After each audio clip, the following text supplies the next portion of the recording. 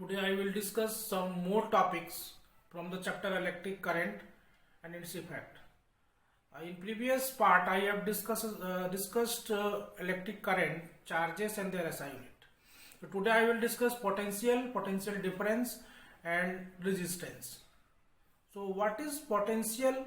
First come to the topic potential. Potential means what? In general conversation, you often use potential. You have no potential, you have potential, he has potential to do it, like that. So literal meaning of potential is what?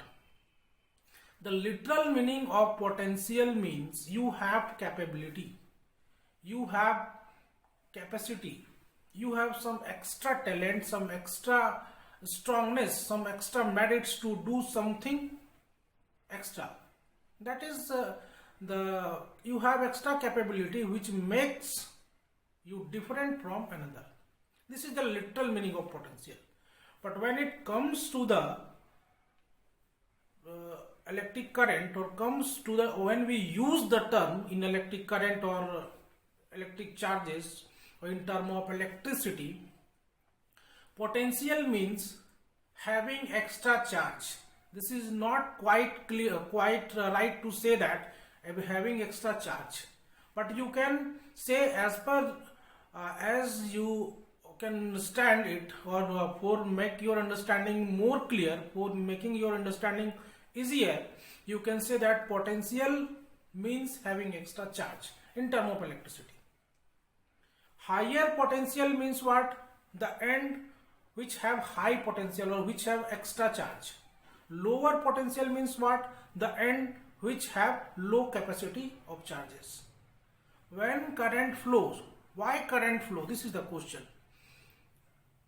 I have explained the current. Now flowing of current. Why current flows in the conductor from one point to another point?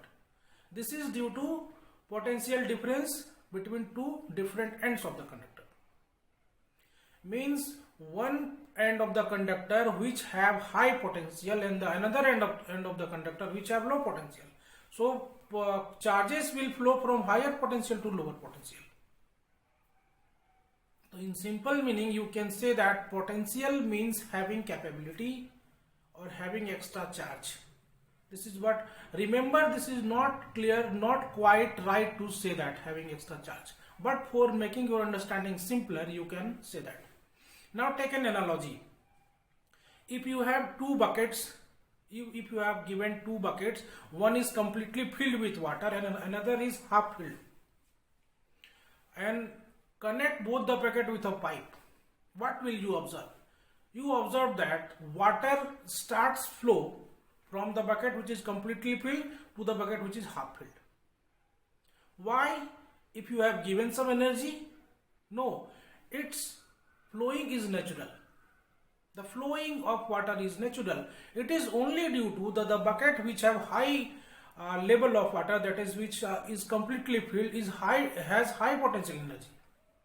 You have already know about the potential energy in previous classes, and the bucket which is half filled having low potential energy.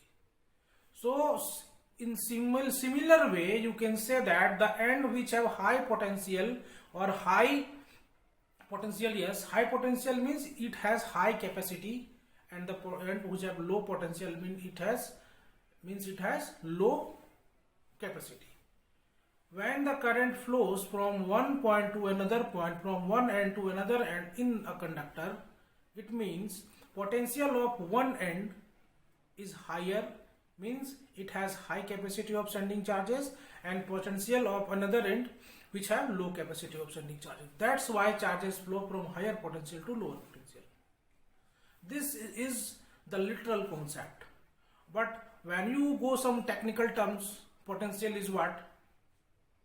I will make it clear in next video. So you watch and try to understand.